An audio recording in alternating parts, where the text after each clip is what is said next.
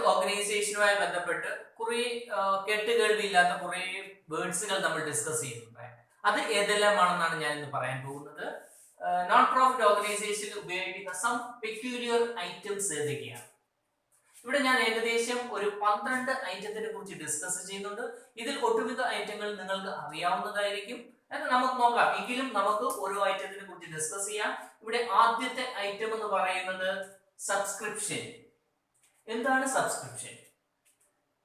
സാധാരണ ഒരു ബിസിനസ് സ്ഥാപനത്തിലെ മെമ്പേഴ്സ് അവരുടെ കയ്യിൽ നിന്നും തുല്യമായി കളക്ട് ചെയ്യുന്ന, ദാറ്റ് ഈസ് പീരിയോഡിക്കലി ഓരോ മാസവും അല്ലെങ്കിൽ ഓരോ വർഷവും ഒരു നിശ്ചിത എമൗണ്ട് അവിടെ ഉള്ള മെമ്പേഴ്സ് അല്ലെങ്കിൽ ആ സ്ഥാപനത്തിലെ മെമ്പേഴ്സിന്റെ കയ്യിൽ നിന്ന് കളക്ട് ചെയ്യുന്ന എമൗണ്ടിനെയാണ് നമ്മൾ സബ്സ്ക്രിപ്ഷൻ എന്ന് പറയുന്നത്. ഈ സബ്സ്ക്രിപ്ഷൻ എന്ന് പറയുന്നത് ആ ബിസിനസ് സ്ഥാപനത്തിന്റെ one of the important sources of income ആണ്. സോ സോഴ്സസ് ഓഫ് ഇൻകം ആയതുകൊണ്ട് തന്നെ ഇവിടെ ഇത് നമ്മൾ ഇൻകം ആൻഡ് എക്സ്പെൻഡിച്ചർ അക്കൗണ്ടിൽ ക്രെഡിറ്റ് സൈഡ് ആണ് കാണിക്കുന്നത്, ദാറ്റ് ഈസ് ഇൻകം സൈഡ് ആണ് കാണിക്കുന്നത്. രണ്ടാമത്തെ ഐറ്റം എന്ന് പറയുന്നത് ഡൊണേഷൻ. എന്താണ് donation? Donation is A gift. അതായത് ഏതെങ്കിലും ഒരു മെമ്പർ അല്ലാത്ത വ്യക്തി അല്ലെങ്കിൽ മെമ്പർ ആയിക്കോട്ടെ മെമ്പർ അല്ലാത്ത വ്യക്തി ആയിക്കോട്ടെ ആ സ്ഥാപനത്തിന് ഒരു ലംസമായിട്ട് എമൗണ്ട് ഓഫർ ചെയ്ത് കഴിഞ്ഞാൽ, ഗിഫ്റ്റ് ആയിട്ട് കൊടുത്തു കഴിഞ്ഞാൽ ഇതിനെയാണ് നമ്മൾ ഡൊണേഷൻ എന്ന് പറയുന്നത്. ഈ ഡൊണേഷൻ നമ്മളിവിടെ രണ്ടായിട്ട് തിരിച്ചിട്ടുണ്ട്. ഒന്നെന്ന് പറയുന്നത് സ്പെഷ്യൽ ഡൊണേഷൻ, സെക്കൻഡ് എന്ന് പറയുന്നത് ജനറൽ ഡൊണേഷൻ. എന്താണ് സ്പെഷ്യൽ ഡൊണേഷനും എന്താണ് ജനറൽ ഡൊണേഷനും ഇവ തമ്മിലുള്ള വ്യത്യാസം എന്താ? സ്പെഷ്യൽ ഡൊണേഷൻ എന്ന് പറയുന്നത് ആ പേരിൽ തന്നെ ഉണ്ട്, സ്പെഷ്യൽ ആണ്.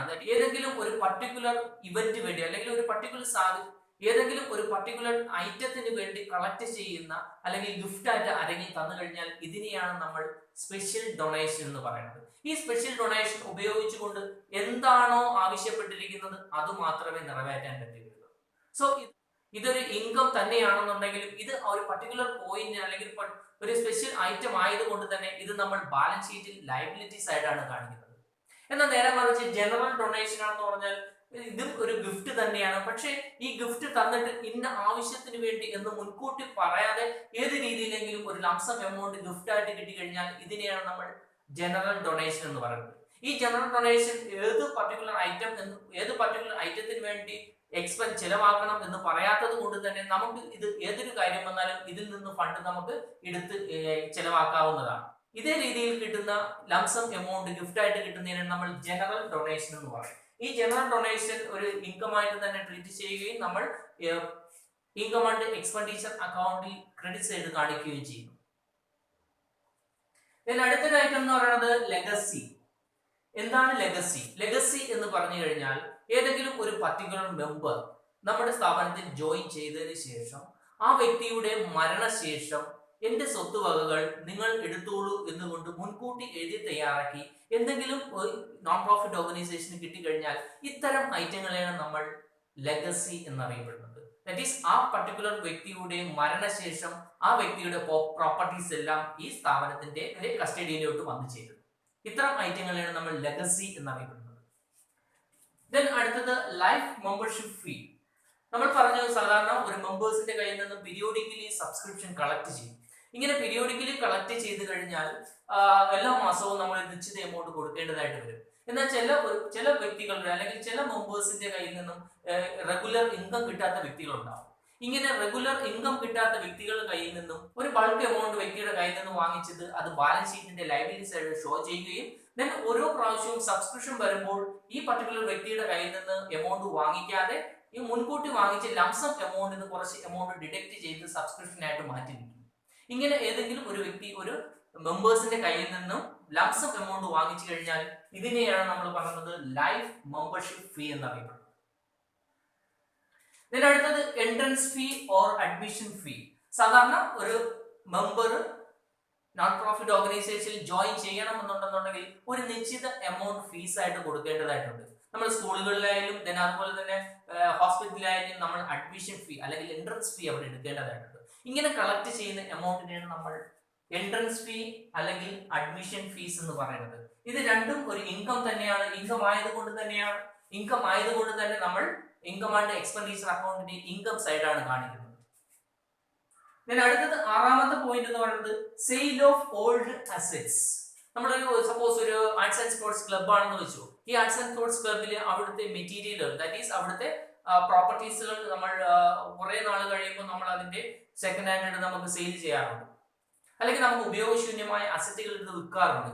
ഇങ്ങനെ വിറ്റ് കഴിഞ്ഞാൽ ഇതിൽ നിന്ന് ലാഭമോ നഷ്ടമോ ഉണ്ടാകാം. ഇൻ കേസ് ലാഭമാണെന്നുണ്ടെങ്കിൽ നമ്മൾ ഇൻകം ആൻഡ് എക്സ്പെൻഡിച്ചർ അക്കൗണ്ടിൽ ഇൻകം സൈഡ് ഷോ ചെയ്യും. നേരെ മറിച്ച് നഷ്ടമാണെന്നുണ്ടെന്നുണ്ടെങ്കിൽ ഇൻകം ആൻഡ് എക്സ്പെൻഡിച്ചർ അക്കൗണ്ടിന്റെ എക്സ്പെൻഡിച്ചർ സൈഡ് കാണിക്കുകയും ചെയ്യും.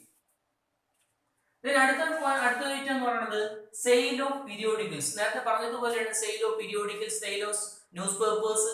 ഇതൊക്കെ നമുക്ക് ഒരു ബൾക്കായിട്ട് കിട്ടുന്ന പീരിയോഡിക്കൽസും ന്യൂസ് പേപ്പറൊക്കെ നമ്മളൊരു സ്ഥാപനത്തിൽ, ഒരു ലൈബ്രറി ആണെങ്കിൽ അവിടെ നമ്മൾ വാങ്ങിച്ചിടാറുണ്ട്. ഇത് ഓരോ മാസവും നമ്മൾ അത് സെയിൽ നടത്താറുണ്ട്. ഇതിൽ നിന്ന് കിട്ടുന്ന വരവിനെയാണ് നമ്മൾ sale of periodicals or news papers എന്ന് പറയും.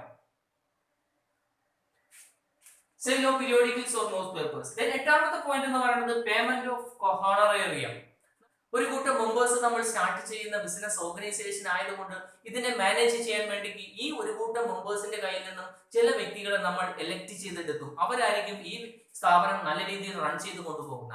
ഇൻ കേസ് ഇങ്ങനെ നല്ല രീതിയിൽ റൺ ചെയ്ത് കൊണ്ടുപോകുന്ന പ്രസിഡന്റോ സെക്രട്ടറിയോ ഉണ്ടെന്നുണ്ടെങ്കിൽ അവരെ നമ്മൾ ആദരിക്കാറുണ്ട്. ഇങ്ങനെ ആദരിക്കുന്നതിന് പറയുന്നതാണ് നമ്മൾ പേയ്മെന്റ് ഓഫ് ഹോണറേറിയം. അവർക്ക് നമ്മൾ എന്തെങ്കിലും പാരിതോഷികം കൊടുക്കുകയോ ഇതെന്തെങ്കിലും ചെയ്തു കഴിഞ്ഞാൽ ഇതിനാണ് നമ്മൾ പേയ്മെന്റ് ഓഫ് ഹോണറേറിയം എന്ന് പറയുന്നത്. ഇതൊരു എക്സ്പെൻസ് ആയതുകൊണ്ട് തന്നെ ഇൻകം ആൻഡ് എക്സ്പെൻഡിച്ചർ അക്കൗണ്ടിൽ എക്സ്പെൻഡിച്ചർ സൈഡാണ് നമ്മൾ സാധാരണ ഈ honorarium to payment of honorarium നമ്മൾ കാണിക്കുന്നത്. അടുത്തൊരു പോയിന്റ് എന്ന് പറഞ്ഞാൽ എട്ടാമത്തെ പോയിന്റ് എൻഡോമെന്റ് ഫണ്ട്.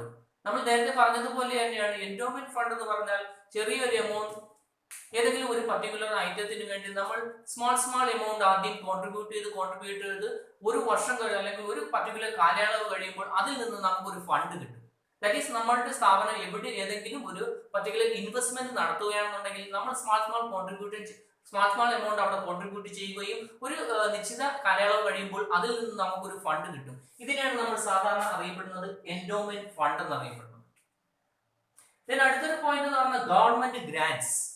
എവിടുന്ന ഗവൺമെന്റ് ഗ്രാന്റ്സ് കിട്ടുക? ഇതുപോലെ സർവീസ് കൊടുക്കുന്ന സ്ഥാപനങ്ങൾക്ക് ഗവൺമെന്റ് പല രീതിയിലുള്ള ഗ്രാന്റുകൾ അലൗ ചെയ്യാറുണ്ട്. ഇങ്ങനെ ഏതെങ്കിലും തരത്തിൽ നമുക്ക് ഗവൺമെന്റിന്റെ കയ്യിൽ നിന്ന് ഒരു ഫണ്ട് കിട്ടിക്കഴിഞ്ഞാൽ ഇതിനെയാണ് നമ്മൾ ഗവൺമെന്റ് ഗ്രാന്റ്സ് എന്ന് അറിയപ്പെടുന്നത്. അടുത്ത സ്പെഷ്യൽ ഫണ്ട്.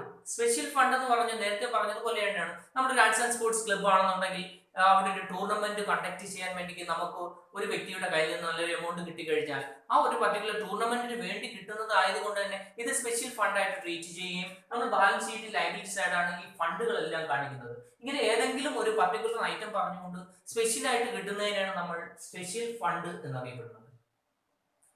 അതുപോലെ തന്നെ ലാസ്റ്റ് പോയിന്റ് എന്ന് പറയുന്നത് സ്റ്റേഷനറി. നമ്മൾ ഓൾറെഡി പറഞ്ഞു നമ്മളിവിടെ ട്രേഡിംഗ് ഒന്നും നടക്കുന്നില്ല, പക്ഷേ ഇവിടുത്തെ നിത്യ ചെലവിന് വേണ്ടി ഡെയിലി ആക്ടിവിറ്റികൾക്ക് വേണ്ടി ചില പ്രോഡക്റ്റുകൾ നമുക്ക് വാങ്ങിക്കേണ്ടതായിട്ട് വരും. ഇങ്ങനെ നമ്മൾ വാങ്ങിക്കുന്നതിനെയാണ് നമ്മൾ സ്റ്റേഷനറി എന്നറിയപ്പെടുന്നത്. പക്ഷേ ഈ സ്റ്റേഷനറിയെ ബന്ധപ്പെട്ട് നമുക്ക് കാൽക്കുലേഷനൊക്കെ നമുക്ക് ഇവിടെ പഠിക്കാനുണ്ട്. ഇതൊക്കെയാണ് നമ്മൾ സ്പെഷ്യൽ സം പെക്യുലർ ഐറ്റം ആയിട്ട് ഈ നോൺ പ്രോഫിറ്റ് ഓർഗനൈസേഷനുമായിട്ട് ബന്ധപ്പെട്ട് ഡിസ്കസ് ചെയ്യുന്നത്.